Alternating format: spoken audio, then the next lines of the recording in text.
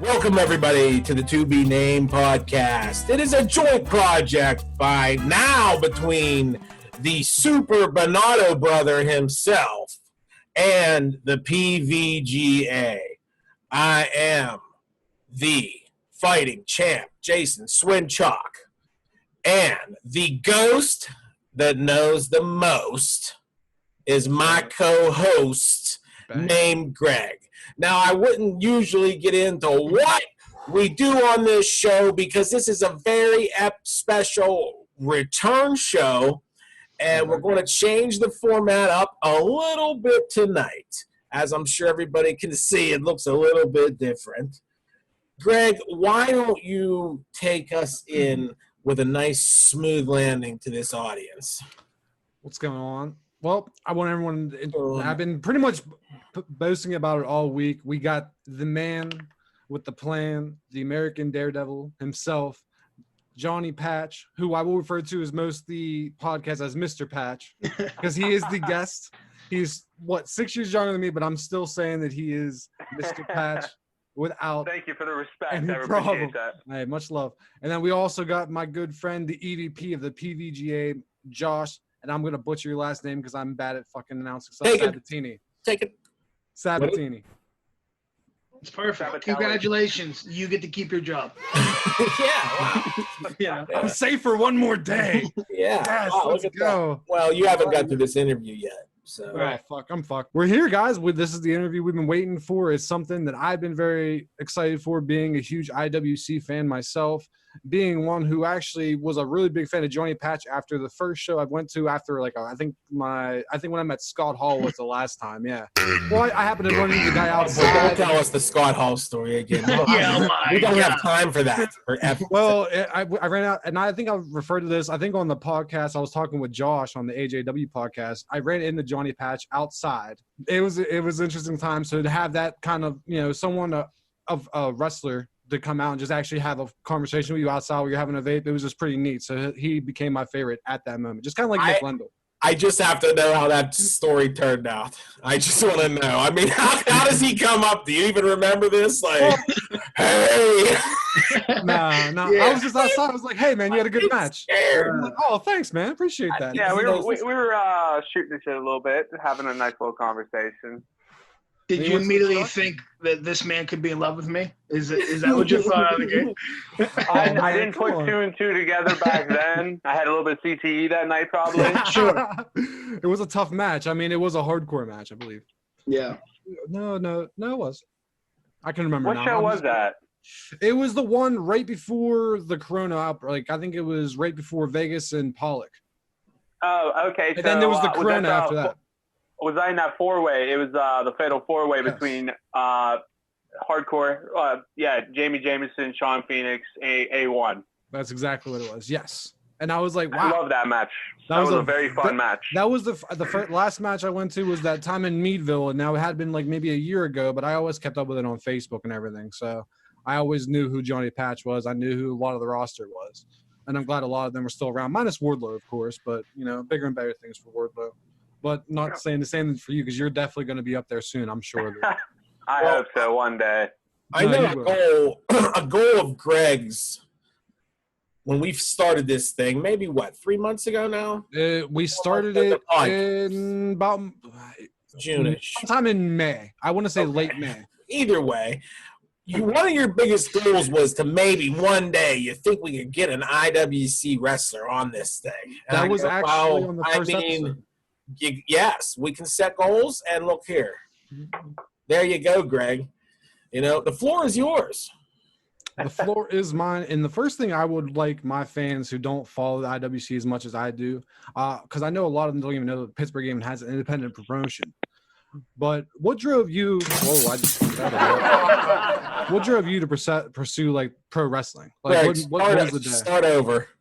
I will because I went the whole question over right now, and I'm going to cut that all out. Did you knock your bong over? Did you spill your bong water? Facebook like a fucking idiot. Well, yeah, get your grandma up there. She's like, did you do your night work? know, I love you guys. Just so you know. Greggy, did you do your night work? So, what drove you to decide you wanted to pursue the pro wrestling career? Well, finished up high school, went to college. That all didn't work out too good with how much money I found out that cost. And then so I started working full time or whatnot. And about a year and a half, 2 years into that, and I'm just like, there's got to be more than just wake up, go to work. And then I went through some down. I was pretty down in my life there for a minute. And I'm like, what do I really want to do with my life? Like, what have I always dreamed of doing? What was my childhood dream? And then looking back all through my years growing up, childhood, teenage years, even into high school, college, everything, there was one constant factor, and that was always pro wrestling. So I didn't know how, I didn't know where, I didn't even know where to begin. Just like you said, a lot of people didn't know independent wrestling existed in Pittsburgh, and I didn't know that. I just thought it was WWE. And I started asking around. I got the guy's email. I was like, hey, do you guys have a school or anything? He's like, no, but you can go to Justin Plummer and you can go to IWC. What I didn't know at the time was there's another 3 or 4 promotions in Pittsburgh.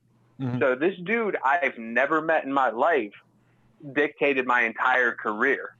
So if he would have said one of the other promotions, I would have hit them up and went there, without a doubt, because I just didn't know. But he chose to give me Plummer, Justin, and Jenny's email, and I had a tryout next month. It went well. They accepted me into the academy, and then I started training with them. And it's wild because pretty much one email, one reply dictated the future, and the fact that I'm even sitting right here, and I have this behind me, and I have this behind me as well. Mm-hmm.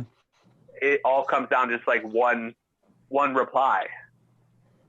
Yeah, I know exactly how I feel, because I think everyone's waiting for that one reply for you to get it and run with it like you have. Has been remarkable, if I may add. I mean, you're a fucking super Indy champion, bro. Fastest ever, fastest. Yeah, I mean, say.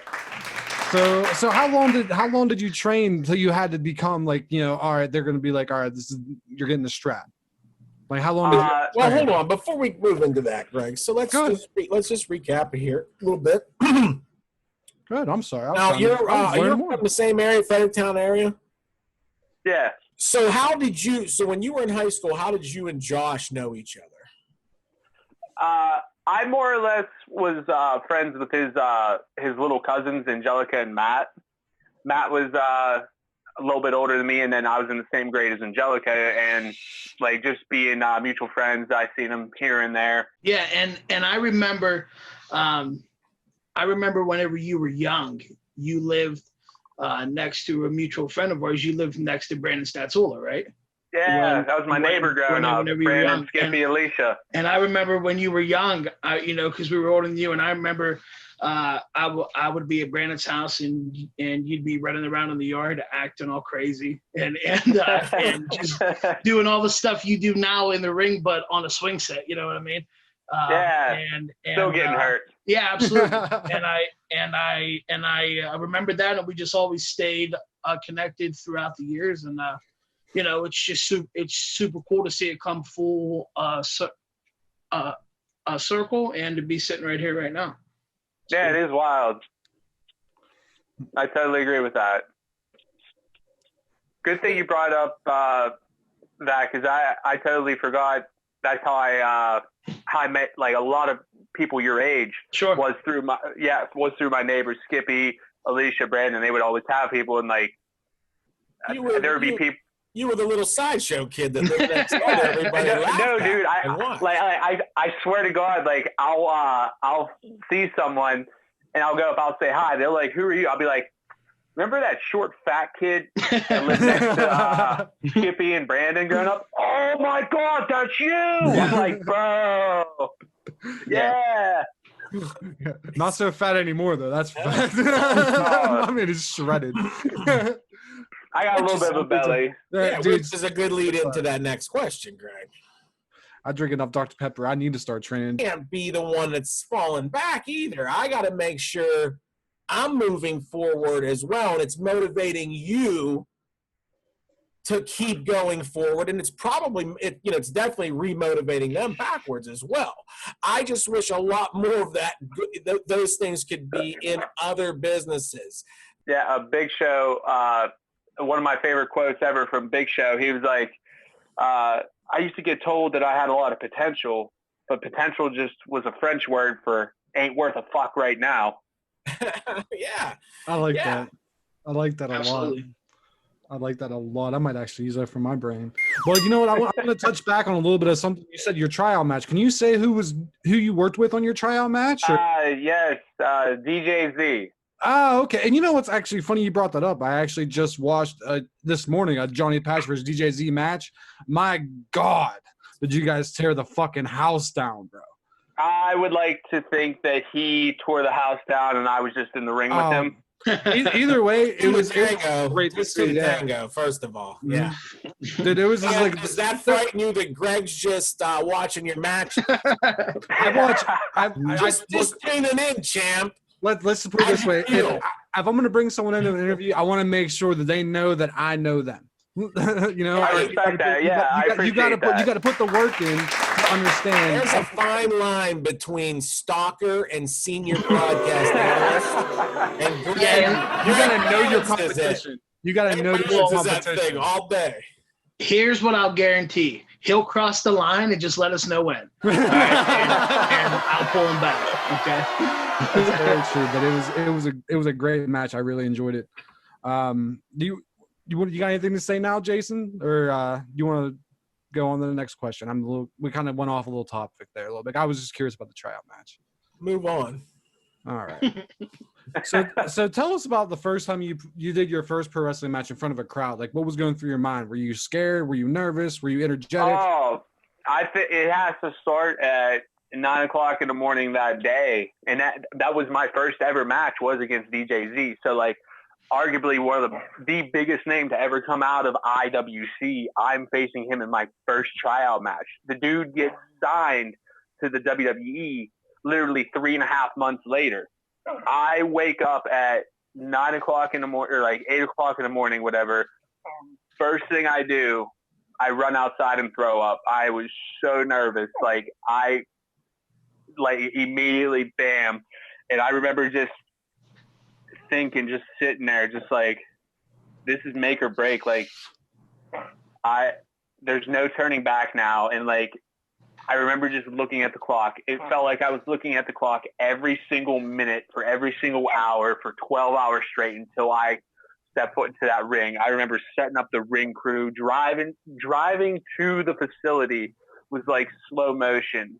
Like, I didn't have music playing. I wasn't getting like hyped up. I was just like, this is real life. This is a year's worth of work. This is like a year's worth of dedication. I've never worked so hard and put in so much time and effort to anything else in my entire life. And this is okay. And they're entrusting me to go out there with one of the best in the world, not even in the damn company, one of the best in the entire world.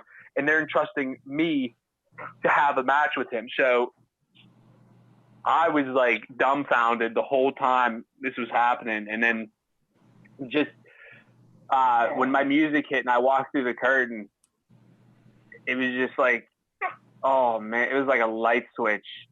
I remember I could see the crowd and I could see their mouths moving, but I couldn't hear anything. Like, I could hear my breath. I could hear my lungs. I could hear that. It's just like, this is it. And then I did like a little lap around the ring. I got like a big smile on my face. I'm like, let's go. Then I just like, oh man, I'm getting fucking goosebumps just talking, just thinking about this right now. But yeah, and then his music hit. Oh, that just fucking, yeah. His music hit, dude. Oh my God. I'm like standing there. I'm like, okay, I'm no longer a fan. I'm about to punch this dude as hard as I can in his mouth, and we're gonna see what the hell happens. Exactly. I would like to add he beat the absolute dog shit out of me in that match. Yeah, it was. I mean, if it's I'm not gonna say it was. How many matches did you guys work together? Just one? Yeah, that was Okay. the first and only, and yeah. Because I will say that in that whole match, man, he was throwing you all over that place. I think you guys were all over, not even just the ring, but on the outside. Pretty sure there was a table at one point, if I'm not mistaken.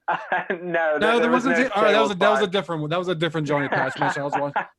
But it was Johnny, you said man, something so there that I think me and Josh always talk about, and shoot with us here, buddy. When you're saying you're going to hit a man as hard as you can, you holding back on your punches, you throwing them, or are you the type of guy that says if you're going to hit me in that ring, don't make it look you fucking hit me? Because me and Josh say if we're wrestlers and me and him's wrestling, you hit me and make it look weak, I'm mad at you. I'm mad at you. And you know what they call it a receipt. Get you a receipt. Well, yeah, it was one thing that I was very surprised about was how hard we fucking hit each other. Like, I remember growing up on TV. It's like, oh, okay, yeah, I could see it. And then I get in there, dude. Oh my god, I almost lost a tooth. Like in my first 2 matches, and then my second match, I faced my trainer. I guess I pissed him off somewhere along the line for the last year of training. And he was just like, oh, he laid into me good time. And I was like, I'm sorry. He's like, what? You're fine. And I'm like, okay. Why'd you hit me so hard? Yeah, I get that aspect of it too. And I remember, and listen, I don't try to pretend to know anything about your industry. But I know entertainment. And I can remember watching Tough Enough, and there was that match where Bob Holly, the badass, fucking beats the shit out of one of those rookies. And I just want to say this much. If I'm fucking coaching you and training you, you're a precious piece of fucking gold to me. All right. And so for me to have to give you that fucking tough love lesson where I got to teach you that you don't know everything, and me to maybe smack you and potentially maybe fucking hurt you or fucking hit you in a world where we're worried about concussions and everything else, I think it's a long dead barbaric concept. No insults to anybody, and especially your trainer, who we don't even know their name yet. But I just think at the end of the day, a fucking handshake, and I let you whack the shit out of me in the ring.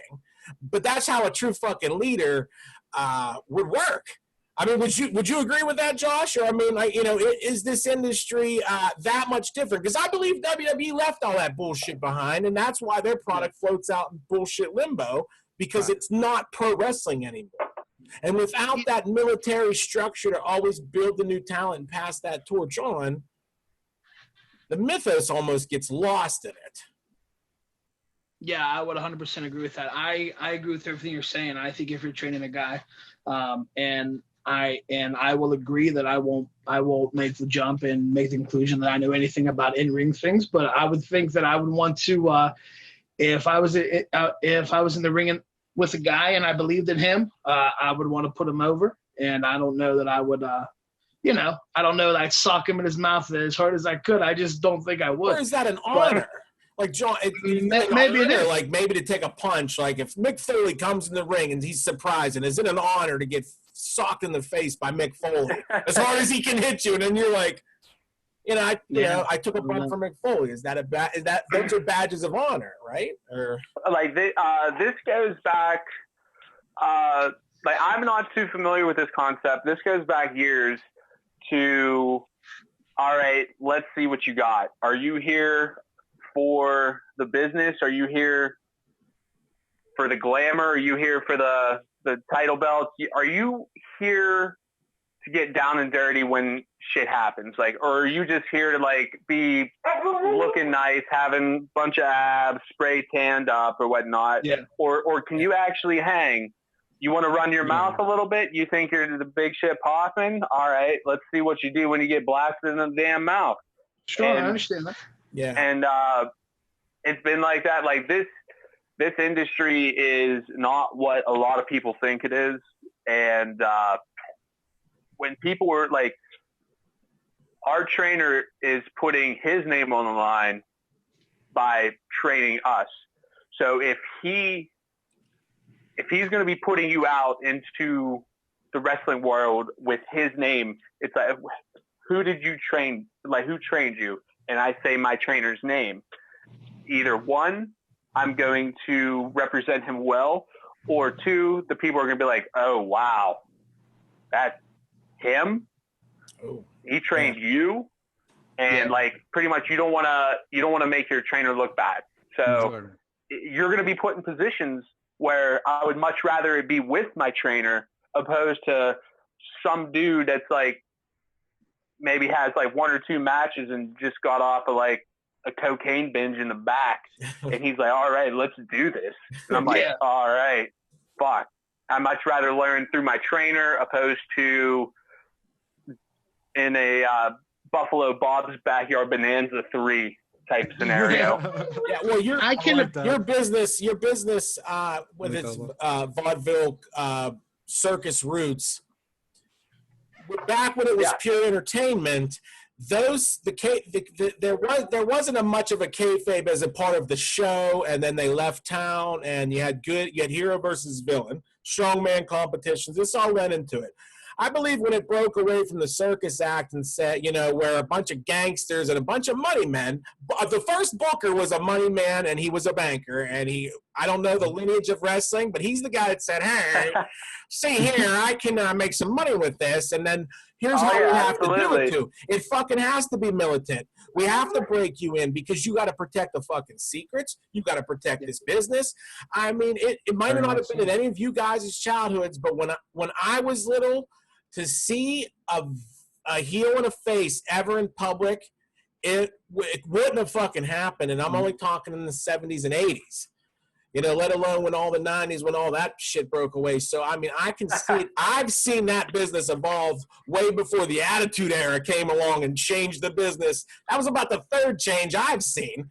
So, I actually know a really good friend of mine told me a story of one time he went to a wrestling show and it was Iron Sheik versus Hulk Hogan. So this was like way back when, and he's going to the show, and he happens to go stop at a restaurant. You know who he sees at the restaurant sitting there having lunch together? Iron Sheik and Hollywood Hulk Hogan. Yeah. So he said after that day, he's like, wrestling was ruined. Yeah, and I like I appreciate the pride factor that comes in with wrestlers. I appreciate that. I think that's for sure. And there's one part. Just to close the loop here, there's one question that I had about your first match. So you said that you're in the ring, you know what I mean? You're pumped up, you're hyped. His music hits, you're like, oh my God, this is about to happen, right? Yeah. At what point is there a point in the match where the switch flips, like you said, and it becomes natural to you? Are you nervous the whole time, or as soon as he decks you in the mouth, are you just ready to go? Okay, so first like 30 seconds, I'm on eggshells, right? I'm just Sure. I'm like, all right. And then just like you said, bam, it's like, all right, let's fucking party, bro. And then there was a spot that I still remember. I have a picture of it. It's like one of my first pictures on my Instagram. He gives me like an arm drag or something, and I kip up to my feet, and he kips up to his feet at the same time, and I'm just staring at him, and he's just staring off into the crowd, and I'm like looking at him, looking at the crowd, and I'm just like, I was like on like a trip, dude. I'm like looking at my head, like, is this real? Like, I'm poking myself, and it's just like, oh man. And then I've never felt a pure adrenaline rush, like a pure dopamine dump, serotonin levels through the damn roof. Like pretty much DMT level stuff. Shut like up, body experiences. Yeah, dude. I know exactly where you're going. Yeah, so like I'm watching me watch him, watch the fans, look at the fans watching me, and I'm just like, oh, let's go. That's gotta be sick. Yeah, it was definitely a switch. It wasn't immediate. Right. That's fucking fantastic. I can only imagine what that high would be like, though. It's just like when the fucking champ Johnny, I wanted to say the fucking champ wanted to hate your fucking guts. I'm having trouble fucking being a heel to you here. Let's you're saying the right thing so far. I mean, I'd get a real tan, but that's all the criticisms. I may have to say at the end. There was a hurricane today, dude. I couldn't. There was a hurricane. Yeah, there was. Greg, get going. So you at one point were wrestling an intergender match with Katie Arquette. Talk a little bit about that experience, and what did you think about intergender wrestling going into the future? Because as you know, AEW, WWE, they're trying to kind of get it together. I think AEW's got a better chance, honestly, because they actually are willing having the women go against the men, kind of like they do on the independents. So what is your thought on it? Okay, I want to start this off. If you are not a fan of intergender wrestling, or if you're one of the fans that think intergender wrestling is wrong, fuck you. You're not one of my fans, and I hate you. Thank you. Listen, I like bold statements. There's no room for that type of shit in 2020, especially in the wrestling business today. Like, I've been in locker rooms all over the country, and I've been surrounded by men, women, and I've had a few intergender matches, and hell, one of my the person I train with most, and the person I've learned from most, her name's Ray Lynn. She is probably one of the top names in professional wrestling that is inside right now. She's male and female. Yeah, she's the IWC Women's Champion, and she's taught me so much, and like she's gone out of her way to. Is she the blonde-haired girl on the marquee for the Brownsville Driving event? Yeah, she is. She's a really, really good wrestler as well. Okay. Oh yeah, she's like stupid good. She's taught me a lot. She's almost like Britt Baker level. Let me skip around a little bit. She might be Britt Baker on this show because that's Johnny's boy. That's his boy. Very down to earth. So whenever he presented the opportunity to wrestle Katie Arquette, and it was going to be my first intergender match, I hopped on it like real quick because she was a class ahead of me. She was one of the standouts of her class. I was one of the standout of my class. So it was like, boom, let's do this. And I knew we were going to have a decent match, and I was going to be happy with it. But to this day, that is one of, if not my favorite matches I've ever had. Like, whenever you get in the ring with someone, you really don't understand it. It just like you just click with someone. You have this chemistry in the ring. And whenever I was wrestling Katie, we had this chemistry. Our chakras were like so on and so well together. It was like a leaf in water, bro. Like that kind of like hippie shit. But Johnny, rewind there for a second. It was very good. What was going on there? Did you say something? Chakra. That's what I thought.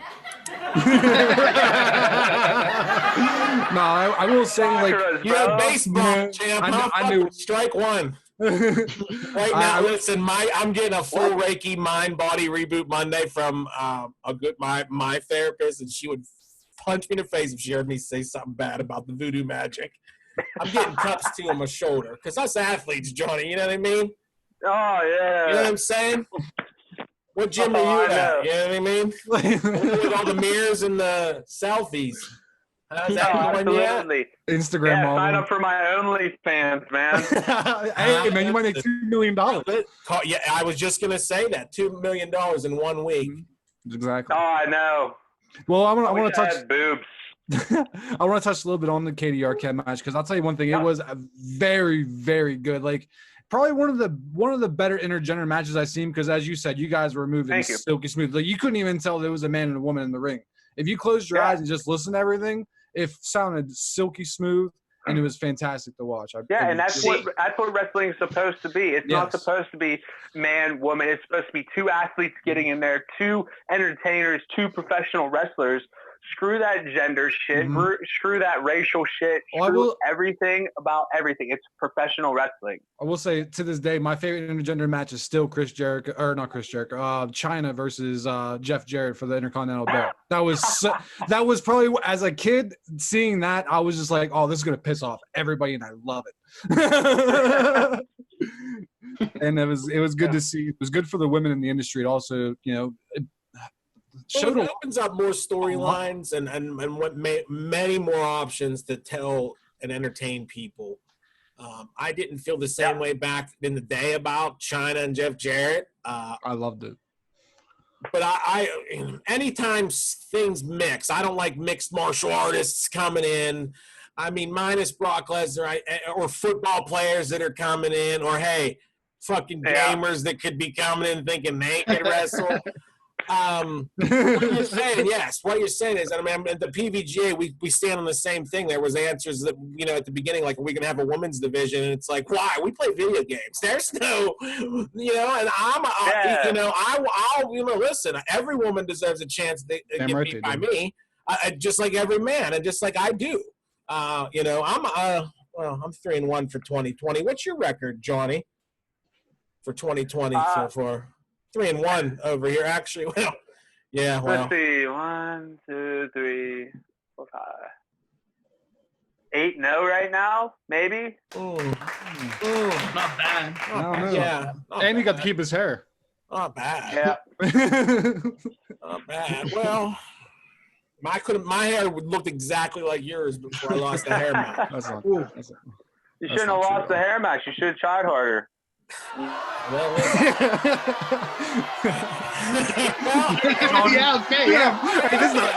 Hey, Josh, just let's be a record. This is the first time I ever seen him get quiet. Want to put that on record? I should have. There's absolutely. It was good to see someone keep the champ quiet for once. That was interesting. Move on with the next. So you worked with the WCW veteran Glacier. What was it like working with WCW legend? WCW veteran legend. Yes. What is it like working with WC veteran and legend, current pro wrestling trainer Raymond Glacier Lloyd? Okay, so when I first started wrestling, I had like, I don't know, maybe like 50 goals, right? Like I had like 10 goals and like 50 things I want to try and achieve somewhere throughout my career.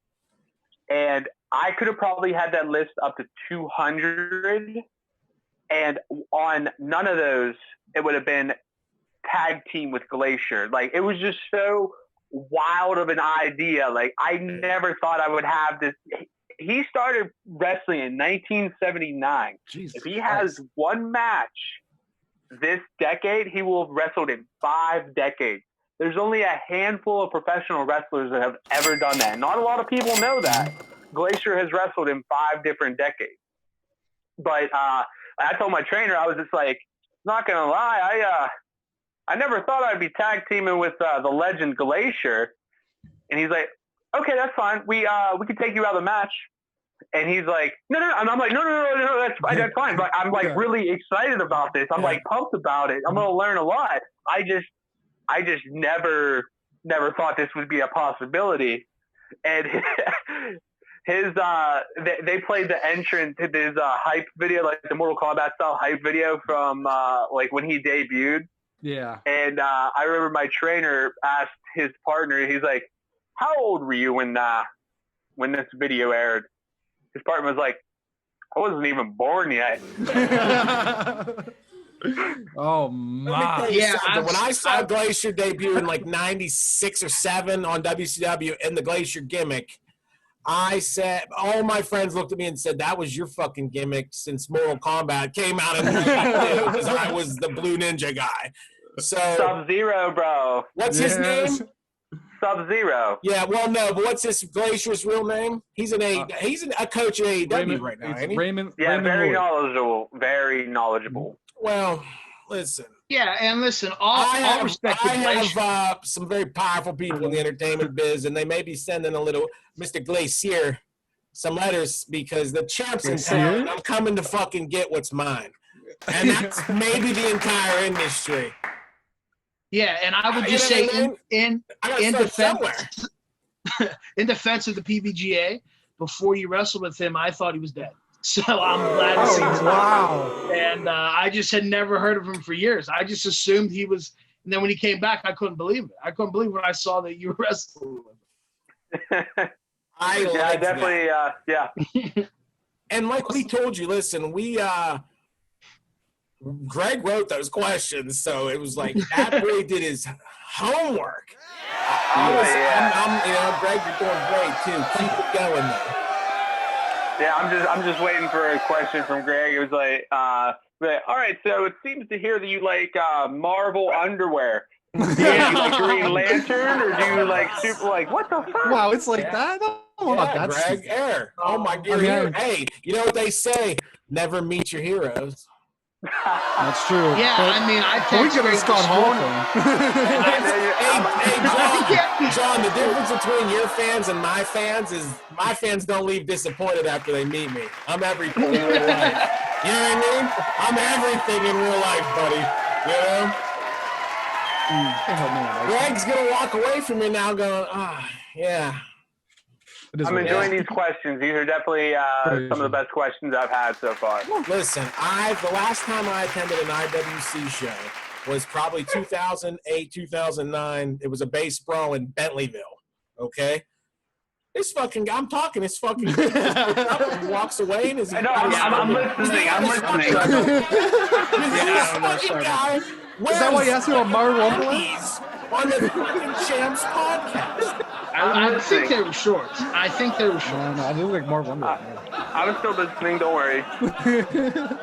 He's got the wireless buds. My son Luca, the husky, was getting my attention. But continue. Baseball, Bentleyville. I'm going to tell you what. The Motor City Machine Guns, Murder City, when they were there. They were like this, the celebrity. Who'd you say started that, getting the bigger names there? Because they were in TNA at the time. And I remember walking away unimpressed by pretty much everything I've seen there, besides the guns. Oh, wow. And I tell you what, I go to Base Brawl just a couple, weeks ago. From beginning of that show with Chris LaRusso warming that crowd up with some heel heat. Damn, until the very end. I tell you what, I've seen AEW, I've seen WWE, I've seen WCW shows. You guys put on a fucking show. I will say that. Thank you. We take a lot of pride in that. Especially with all the way everything's going right now, for you guys put that go to the show on it was so much worth it. Even sweating my dick off for as long as I did, I was like, I'd do it again. I know. I can only imagine you guys. Yeah, you I brought guys that up to Plumber. I'm like, hey man, I promise it's okay. We don't have to run at 1:00 in the afternoon when it's 94 out. We can push it back to maybe 4 or 5, so it's down to 88 degrees. Maybe a little bit of cloud coverage there, Justin. John, could you put your head down some? My fans are going to see up your nose and see the nose hairs in this shiny-ass belt. Now, somewhere along the line, Greg, you're going to ask him about what it means to hold that Super Indy title and what it means to hold a title. And Patch, I remember you telling me a little bit of history about that belt you carry, and we know why it's out of your grasp right at this minute, because there's a fucking hurricane by the name of my wife going around PA. But if we look into the back there, pick up and zoom into your little wolf there. Is that Cody's wolf? Your belt behind you. Oh, wow. You're going to disrespect this dog? That's Luca behind him. Yeah, okay. What? Oh, I thought that was Cody's dog. Cody Rhodes' dog, TM. I thought it was Pharaoh? Yeah, I thought that was Pharaoh in your belt, but that's your dog in your belt. Oh, wow. It's Luca. American Daredevil. All right. Boy, that's a lot of infringement right there. I see Cody being mad, Dusty being mad, and Ben Affleck not liking you taking the Daredevil name from him as well. I would beat Ben Affleck up, bro. Put your glasses on, because this one's platinum. But do tell the history of your that Super Indy belt. Tell us. Okay, so a Tell us. proper prestigious belt and not something you just bought off of eBay. We have our Super Indy title belt has gone back. I think 1920. It'll be 19 years because this Super Indy tournament will be like the 19th Super Indy tournament. We've had AJ Styles, Colt Cabana. We've had those big names: Christopher Adam Daniels, Cole. Super Hentai. Adam Cole has held it and was just in a Super Indy a couple years ago. Jonathan Gresham, Wardlow, Josh Alexander. Like these names are transcending professional wrestling today. I would like to add Brian Pillman as well. He will be in one coming up. Riding to the ring with the Regulators, weighing in at 25 or 6'4", the king of the one-night stands, Jock Simpson. And it certainly does not surprise me that the Regulators are traveling in a pack. Jock Sampson is not here alone, even though this is most certainly a one-on-one contest. And certainly you must surmise that underneath the mask and the cowboy hat is Officer Dan Murphy, the gavel David Lawless, and of course the heir apparent Chris LaRusso, looking as surly as ever. And Jock Sampson, the hook 'em horns, an air of confidence about the way he comes to the ring. He has a very, very tough test moments away. You wouldn't feel comfortable walking to the ring with these gentlemen behind you, Joe? Are you serious? Look at the size of Officer Dan. And LaRusso on his way to the ring, so you know there's a cooler coming. I wish they brought it over here, but... Well, certainly. I could have went another 6 years than for IWC to actually be having a freaking wrestling show again. We are here on direct orders from the great governor of the state of Pennsylvania, Thomas J. Wolf. Because Thomas Wolf only cares about you, just like the Regulators care about regulations and such. Nobody honking your damn horns. Whoa, whoa, whoa, whoa, whoa, where? I think it was them right there, those stupid idiots. Well, you hear the honking, music. where? Cutting off the king of the one-night stands. Here comes his opponent Stop honking tonight. your horns. And his opponent from St. Paul, Minnesota, weighing in at 229 pounds, he is the IWC Hardcore Icon, Jack Pollock. Myself talk. Nick, that was a wonderful pitch to the ring announcer. But in any event, Jack Pollock on his way to the ring right now in this situation is certainly outnumbered, is certainly against the odds. But bottom line is, Jock Simpson's already made a lot of enemies, doesn't want to see anybody's faces, and he's also got an issue with the car horn honking. Jock doesn't want any noise, any distractions, anything. But one man who thrives on the energy from these people, one man who's taken the energy from this crowd and had it motivate him through some very, very adverse circumstances is Jack. All right, everybody, we are back. And we are with, it seems like a top 500 questions with Mr. Johnny Patch, the IWC Super Indy champion. A belt that has a lineage of 19 years, you say? Yep. 19 years. And when will we see you next with that belt, champ? That will be September 12th at the Wild Thing Stadium for Super Indy. This is a tournament built around my championship. So we're going to have names come in from all across the country, all across the world, some of the top names in this damn industry, and we're all going to be fighting for my championship. So we're going to see if I get to walk away as champion or not. This will be an interesting one to go to. Well, what if you don't even get there with your belt? You know what I mean? That could happen as well. I don't know. Well, if you guys are seeing this, chances are it's after August 29th, and you guys have already seen that I just beat the dog shit out of Spencer Slade. So, sorry, dog. Or I'm going to be regret talking this shit and not even being in my yeah. That could happen. So, I mean, right? You know what I mean? Him and Luke are gonna be on like this side of the street. Next week he's on our podcast, and you're like, "Where'd my episode go?" It's not. Yeah, it's gone. That's the episode's gone. Like, bring us back and cut. Yeah. So, right, bring it home. Bring it home for us, man. So you showed us the picture of that you have right behind you of your dog Luca and your IWC Super Indy belt. The American Daredevil you have underneath it. Now, where did that name come from? Is it something you got from the Indies? Is it something you got growing up? Is it something that you got while you were in the business? Like, where was that name originate from? Okay, so as Josh said a little bit earlier, as I was growing up, I was still running around doing all this crazy shit. And I was always like, I always enjoyed pushing my body to its limits. See what I am physically capable of doing.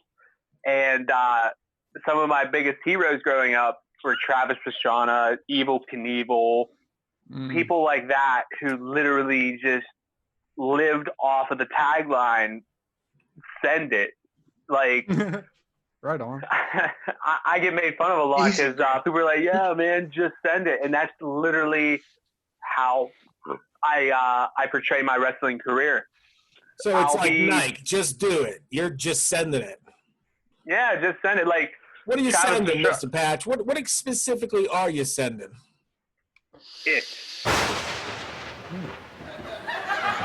Capital I, capital T. Fair enough.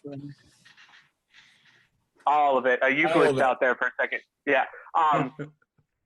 But yeah, just said it. I got it from Travis Pastrana and Evel Knievel, two of arguably the most legendary and most recognizable American daredevils in history. And just like my great-great-grandfather, Sam Patch, they've all transformed what being a daredevil is.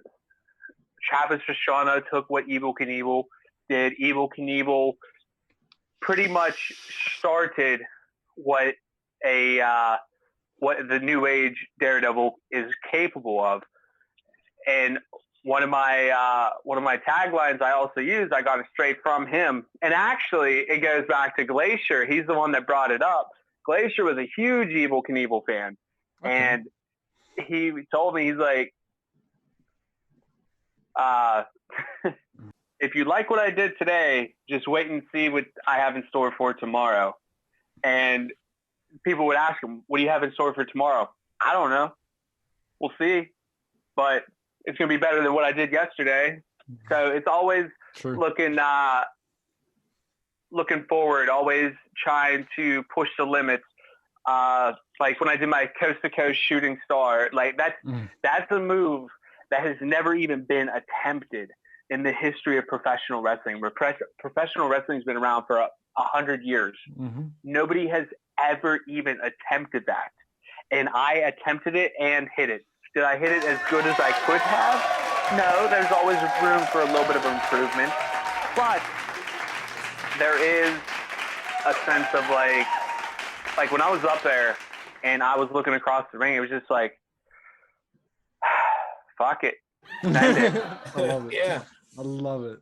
Yeah, fuck it. Let's see what happens, bro. I'm going to fucking send it. And then hit that, got my 15 minutes of fame, and it literally goes back to Travis Pastrana and Evel Knievel. Like, I want to continue this lineage that they started and they're like continually doing. Like, Travis is like a little bit older now. He isn't as ambitious as he was whenever he was like my age and stuff, just because his body's broken down.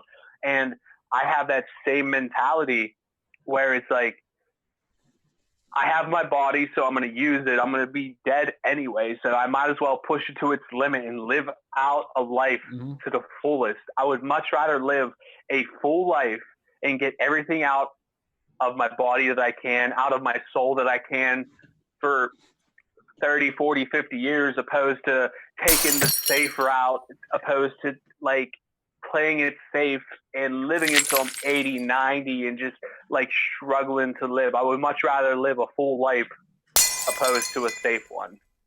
that makes sense to you guys. Yeah. No, very much so. I understand. So, with that being said, where does Johnny Pat see himself 5 years from now? I mean, because I'm seeing nothing but the stars for you, my friend. I'm not even gonna lie, but where do you see yourself? Like, what's some personal goals that you have that you would like? 5 years from now, what's that? 2025. 2025, my All friend. right. So as long as the world doesn't end this year, Fingers crossed. yeah, I would like to. In 5 years, I would like to have wrestled in Japan, England, and Mexico. Those are my 3 big countries that I would like to wrestle in. And I would also like to wrestle in Canada, learn a little bit up there. But I want to be able to The greatest travel. IWC wrestler of all time was trained in Canada by Lance Storm. Oh, yeah. I mean, Jack Pollock? hashtag facts. I Yeah, Jack Pollock was trained in Canada. mean, I'm referring to the eccentric athlete these days, Oh, Mr. Mambo Italiano. Mr. Dupree. All right, Mr. to you, Mr. Dupree to you. RC to me and his friends that go way back. You know, The homie, RC, yes. The legend, the IWC legend. my favorite part of that last show was when I introduced you and RC, and RC was like, "Oh, I didn't know you were on the roster. Nice to meet you. Here's my bag." That was right before we took that picture, and I remember there was an outtake of me pointing and going, "RC, don't make this nice boy take him back." And if you remember, folks, I'll put it up here on the screen. I got where I'm looking. I'm telling Mr. Dupree, listen, he doesn't have to take your bags. He doesn't have to take your bags. I've hit my head pretty hard over the years, but I don't remember it like that. Yeah, I don't know if that's how it went. Well, you were busy jib jabbing with that long-haired promoter. Do you mean doing business? Yeah, I was. Hey, money's a ruin, you know? I was with Josh, so I I'm can't. sorry, Greg. Did I interrupt you on my podcast? On our podcast? Okay, by all means, come back. Damn. Sorry, you know Look at this dude getting all ballsy all You the know, time, this is what happens when you get the champ riled up. He just kind of goes off. I know. And then it takes him a long time. The only person I said to shut him out was you earlier. I was the only person I ever seen shut him up. I mean, he's good. He's gonna control it, though. It's all good.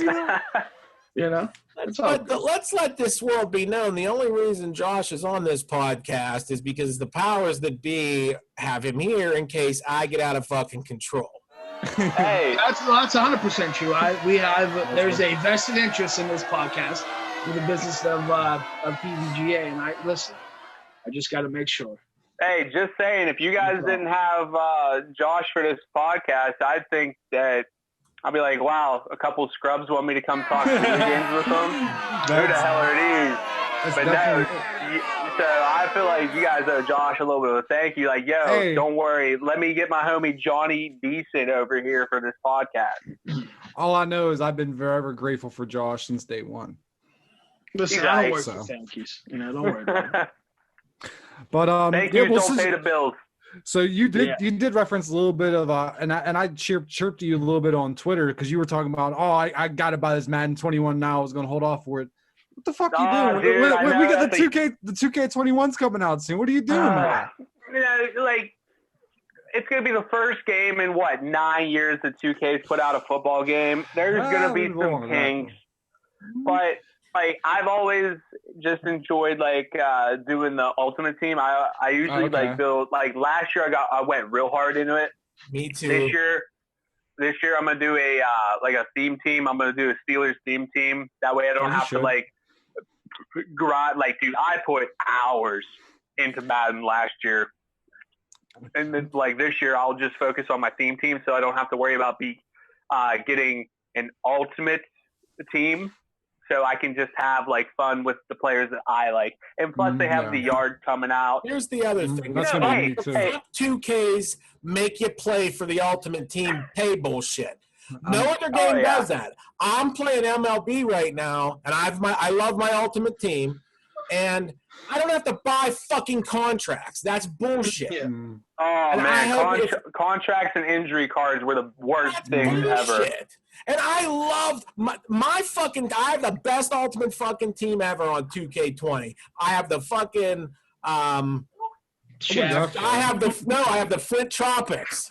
I have the Flint fucking Tropics. See, Johnny, he Hey. talks this, but he doesn't know who has the real my team in NBA Greg, here's the 2K20. problem. Yo, do you, I have do you 3 have a goat squad, cards, Do bro. you have a squad? Greg, Oh, if- bro, if we- anytime if you want it, Johnny, I'll one throw it thing to you you. ever said came true. I got I'm gonna all have gal. to I got I'm gonna have to get 13 real people. on this because There's the 13 game's people gonna in get this going lineup. anyway because I got shit to do. And I'm gonna go watch. This some is what I pro was wrestling. exactly what I was worried about. This is why. Listen, here's the best thing you can do is keep sending the paychecks of that fat ass money that I keep bringing into this company, and you keep them coming this way.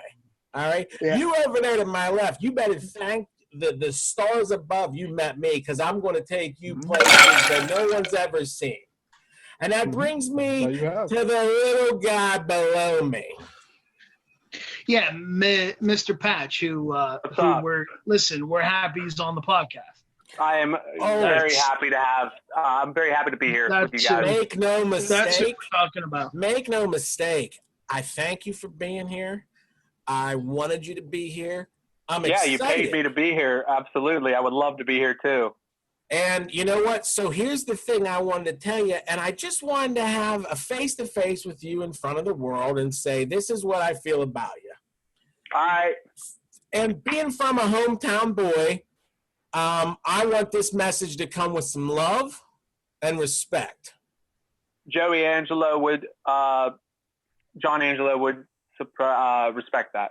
John Angelo would, and Joey, there is a Joey Angelo, and he would also, Oh, look at that. he would also like what I have to say here. But I'm going to be straight with you. I saw a lot of great talent at IWC, but your match let me down the most. Because I do see that belt and I see expectations, but when I look at you, I see some kind of like a hippie. All right, maybe take a razor to that scraggly face of yours. All right, get back into that gym, and I will promise you this. Greg didn't ask me where I'm going to be in 5 years, but I'm just going to let you know where I'm going to be in 5 years. Make sure you're tucking your chin in when you take my finish. Oh, brother. I don't know who the hell you're talking to. You kind of forget just who the fuck I am. But, I mean, tuck my chin in. You're going to have to tuck all 3 of yours in if you're going to get to the gym. Remember this. You're going to wish you looked like this at 41. Because that little fat kid's going to be crawling back to you when you hit 30. Joke's on you. I ain't even going to live till I'm 41. I'll still be in my peak.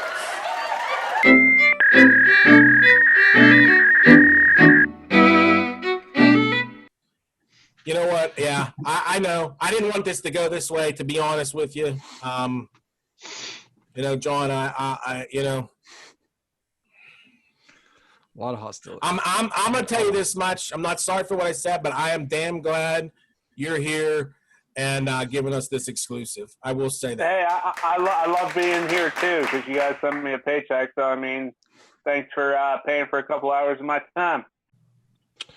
With that being said, I mean, does anyone else have anything to say? I mean, I said enough of my piece. Josh, do you have anything or touch on anything? Yeah, there's just one thing that I just wanted to hit on real quick. Go ahead, brother. I saw on Twitter the other day, whenever you posted about the Madden buy and everyone was excited about it, I saw that Elijah Dean said that he would whoop you. Oh my God! Madden. I told you guys specifically we're not going to talk about Elijah Dean on this podcast. Yeah, and I understand what you're saying. We saw him at the I didn't know we had three Dolphins. rules for this, so I'm Yeah, intrigued to listen. Who is he? Listen, my only question is, you know, I've known you for a long time, and we've always been honest. I know that you know who Elijah Dean is, and I wanted to talk to you about, you know, as good as you are in the ring, as great as you've been, and we know that you're the Super Indy champ. My question is, do you think you'll ever be in Elijah Dean's class? Do you think you'll ever be better than him? Are you serious right now? I mean, I think it's Like the dude, hasn't been able to like tie my jock strap since first day of training. Like the dude sucks. Like in every aspect of wrestling, he might be able to talk a little bit better, might have a couple more abs, but everything about wrestling, the dude's trash. I have beat him every single time. Yeah. Oh my god! You know why he throws so much shade? Because he's so sick and tired of living in my shadow. You know what, guys? Thank you very much for the interview. I am busy as fuck. I gotta go. Love you. Bye. No, wait, John. Hold on. I just want to know. I mean, it was. I felt like it was a fair question. I mean, it was a very fair question, and I think he just took it the wrong way. I mean, everyone told me they finished. I just want to say this. We just fuck up a person. Listen, I talked. Our people talk with his people. Me and him, we're cool. I didn't know a fucking thing about the Elijah Dean thing. Yeah, I mean, I knew. Listen, everyone I talked to told me they finished 1, 2 in the class, and there's a debate on who finished 1 and who finished 2. I felt like that was a fair talking point. I don't know. I will say this is one of our most unique episodes of all time. Very controversial going into the end, but I mean, other than that, yeah, I don't know what that was all. Yeah. I mean, I guess can he get out the kitchen? Yeah, I don't know. I guess. I think so. I mean, I kind of feel bad that we fucked up our first interview, but other than that, it went great. I mean, I think it was a swantastic interview, boys. Right? Give me a 1, 2, 3, go, champ. Okay. All right, so that's the end of this Yeah. I don't like. I got a sick feeling right now. Like we fucked up something, right? Yeah, me too. I'm trying not to. Here's the thing. I mean, I'll reach out. I'll reach out to them, and we'll see what happened. But I think it's a question that people want to ask him. I think it was a fair ask.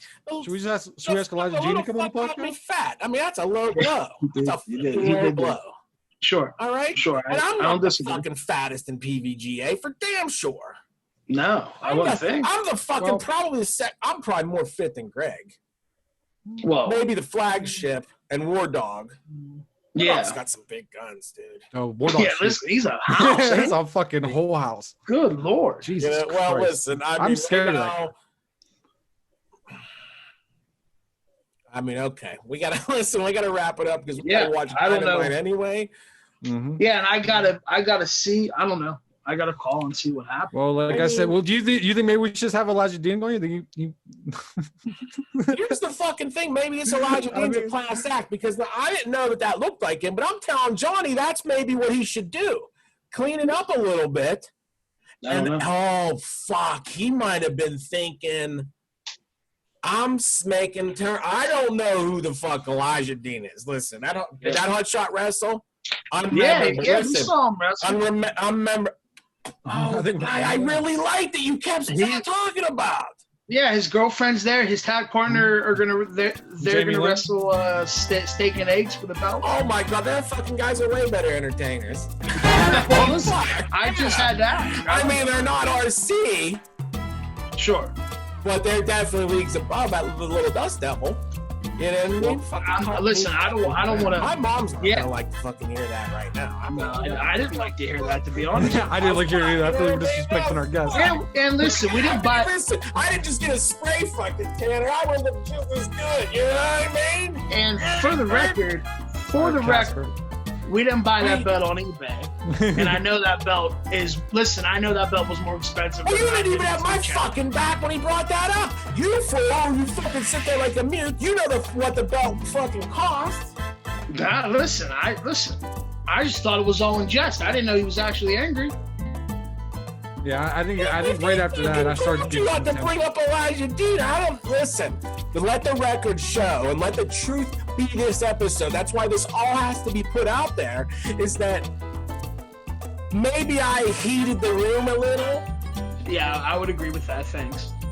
I may have raised the temperature like the pink slime from Ghostbusters. I agitated it, and it was mad.